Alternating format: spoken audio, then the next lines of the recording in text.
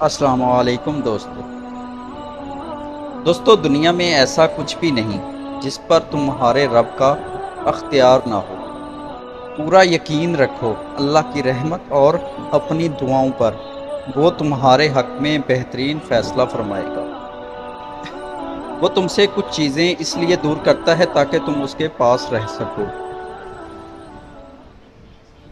اور تمہیں وہ سب حاصل کرنے کے لیے اس پہ بھروسہ رکھنا ہوگا۔ تم اگر اپنی اس جھولی کو بھرنا چاہتے ہو تو تمہیں پہلے اپنی اس خالی جھولی پر خوش رہنا سیکھنا ہوگا، کیونکہ جب اللہ تمہارے دل میں کسی کا خیال پیدا کرتا ہے تو وہ چاہتا ہے کہ تم اسے مناؤ، اسے وہ چیز تمہیں دینے پر آمادہ کرو، بار بار اسے پکارو، بار بار جھولی پھیلاؤ تاکہ وہ کن فرما سکے اور تمہاری فرمائش پوری کر سکے۔ وہ تمہیں تب تک بے سکون رکھتا ہے جب تک تم اپنا سکون اس میں تلاش نہیں کر لیتے، جب تک تم اس کی محبت کی پہچان نہیں کر لیتے۔ اتنا یقین کہ اس کے کن کے انتظار میں تم اس سے قبولیت کی امید رکھنے لگ جاؤ اور ناممکن چیزوں میں بھی معجزے ڈھونڈنے لگ جاؤ۔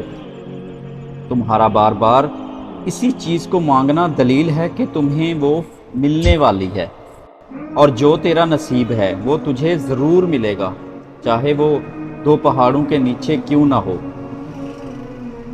اور جو تیرے نصیب میں نہیں ہے تجھے کبھی نہیں ملے گا، چاہے وہ دو ہونٹوں کے درمیان ہی کیوں نہ ہو۔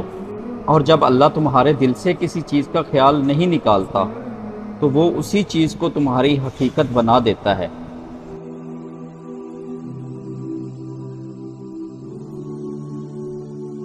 تمہارے لیے میرا دل خدا سے رجوع کرتا ہے، سوچتا ہوں تمہیں مانگنے میں حرج ہی کیا ہے، اس کا ہر فیصلہ سر آنکھوں پہ ہے، مگر پھر بھی خدا کو ایک دفعہ منانے میں حرج ہی کیا ہے۔ مرہم اب کی بار خدا نے رکھا ہے، لاکھ کرو کوشش اب یہ زخم دکھے گا نہیں۔ وہ تذکرہ کرتے ہیں میرے عیبوں کا، چھپ چھپ کر یوں، جیسے آواز نیچی کر لینے سے خدا سنے گا نہیں۔ تمہاری زبان ایک ہی دعا بار بار دہرانے سے نہیں تھک رہی، یہ قبولیت کی نشانی نہیں تو اور کیا ہے؟ دل کو ایک ہی امید ہونا کہ ہاں اللہ ضرور سنے گا، یہ قبولیت کی نشانی نہیں تو اور کیا ہے؟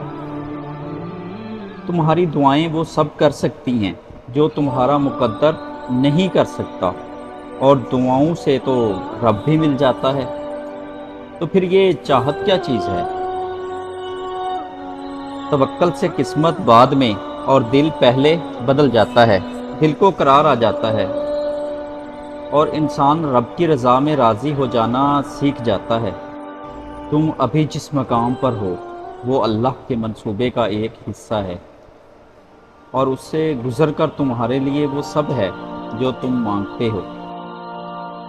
دروازہ عدالت کا ہو یا خانہ کعبہ کا، صرف طاقتوروں کے لیے کھلتا ہے، غریب کے نصیب میں صرف چکر ہی آتے ہیں۔